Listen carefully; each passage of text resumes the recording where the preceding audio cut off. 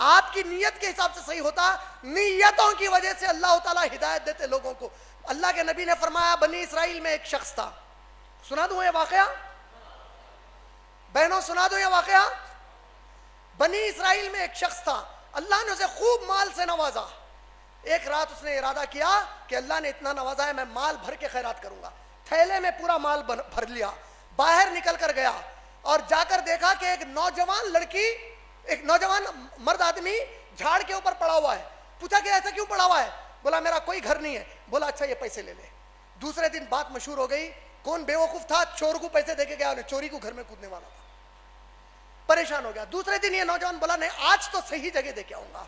پیسے بھر لیا, دوبارہ نکل کے گیا. ایک بوڑھا آدمی کچھ کپڑوں میں چبوترے کے اوپر گھر کے باہر پڑا ہوا ہے. بولا ایسا کیوں ہے؟ بولا بہت غریب ہوں, میرے پاس کچھ بھی نہیں ہے. لے لے یہ رکھ لے, کپڑے خرید لے. لوگ دوسرے دن بولے کون بیوقوف ہے یہ جو یہاں پہ سود خور ہے, خون چوس رہا قوم کا, اس کو پیسے دے کے آیا. افسوس کر لیا, آج تو صحیح جگہ دوں گا.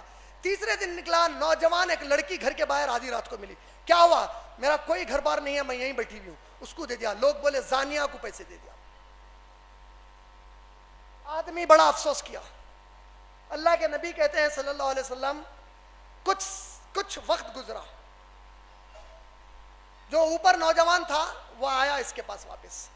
آ کر بولا کہ میں تمہارا شکریہ ادا کرنے آیا, میں چوری کی نیت سے جھاڑ پر تھا, جب تم نے خیرات دی میرے دل میں آیا کہ میرا اللہ ابھی بھی مجھ سے اتنی محبت کرتا ہے, میں حرام سے کیوں کماؤں, تمہارا مال لے کے حلال سے کمانے لگا اور جتنی بڑی برکت آ گئی. بولا سود خور بولا ساری زندگی غریبوں کا خون چوسا, مرنے کے قریب چلے گیا. جب تو پیسہ دے کر گیا تو احساس ہوا میرے اللہ کتنے رحمان ہیں کہ ابھی بھی مجھے نہیں بھولے, ابھی بھی معاف کرنے کے لیے تیار ہے, میں سب کے قرضے معاف کر دیا ہوں. زانیہ بولی کہ میں اتنا بڑا گناہ کر رہی تھی, پھر بھی اللہ میری یہ حفاظت کی ہے, پھر بھی اللہ چاہے کہ میں حلال طریقے سے صحیح ہو جانا. تمہارے مال کو لینے کے بعد میں ایک بزنس والے آدمی سے شادی کی اور اس کو یہ پیسہ دے دی, اور آج میرا شوہر خوب کما کے حلال مجھے کھلاتا ہے. یہ پوری حدیث سنا کر اللہ کے نبی صلی اللہ علیہ وسلم فرمائے تم خیرات اچھی نیت سے کر دو اور اللہ کے حوالے کر دو, تمہاری نیت خالص رہے گی تو اس کی طاقت سے سامنے والے کی اللہ اصلاح کر دیں گے. بولے اللہ اکبر. تو آپ لوگ وہ فکر مت کرو.